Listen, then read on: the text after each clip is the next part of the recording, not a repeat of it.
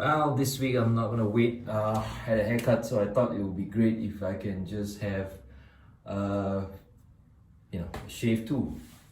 Well, I don't know whether this is lucky for you or unlucky for me, or unlucky for both of us. We are going to shave with the Picolo, and we're gonna have some shop talk. So let's get to the shave.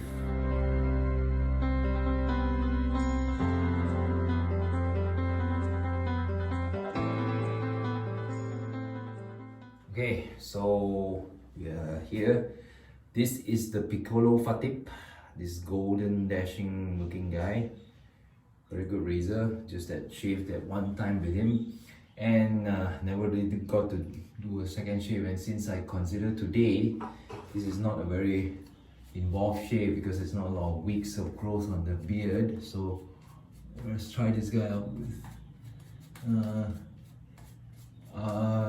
third run on the blade, which was first 2 times using the razor rod. Okay, so now let's try this out. Yeah, as I said, we're gonna talk shop this week.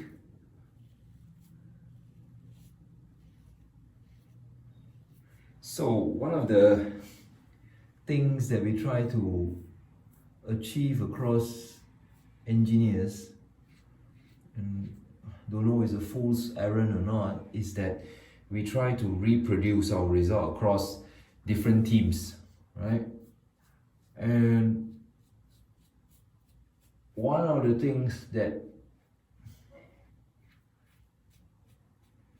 goes into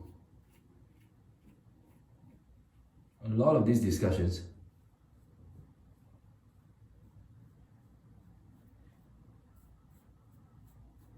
when you talk about reproducibility is, how do you define quality? How do you define a person is really good, right?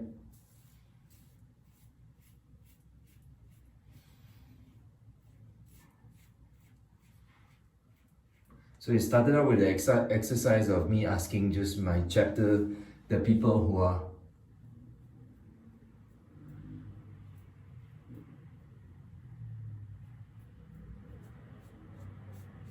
maybe a little bit more of the problem before we actually go through the methodology, was that the other thing is we tend to, as with a lot of software development companies,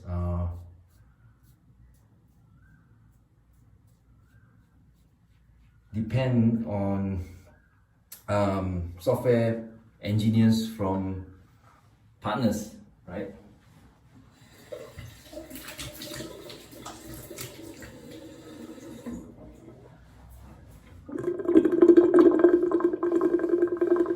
And it goes without saying that as when you have partners, you need to be able to say whether an engineer is really good, and be able to, and more importantly, actually recently I found out, was to be able to reward a company that gives you good engineers. But how then do you define quality?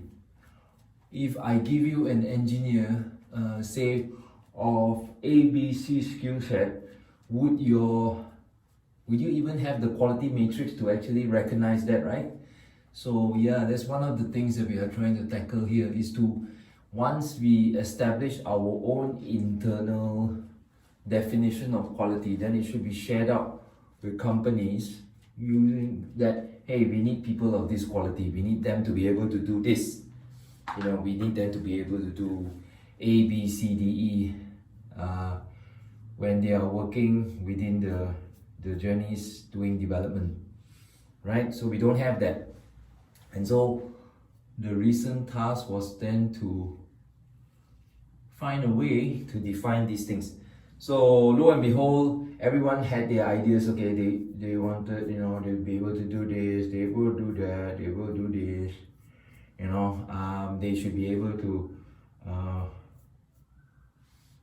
able to write unit tests.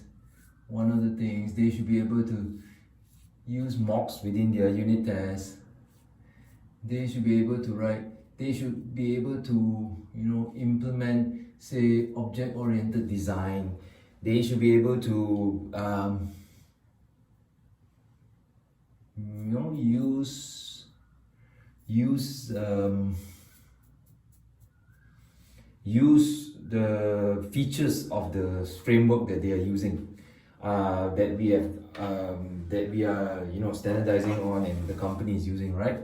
So these are the few things that we. Now the problem then became, what was the easiest way to actually measure this? Once the problem of identification has been tackled, then it becomes a problem of enforcing the standards that once the standard has been identified, then the next part of the thing is to find a way, a less painful way, mind you. There are a lot of painful ways to do this, to actually measure the performance or the quality of these people. One of the things that I initially thought of was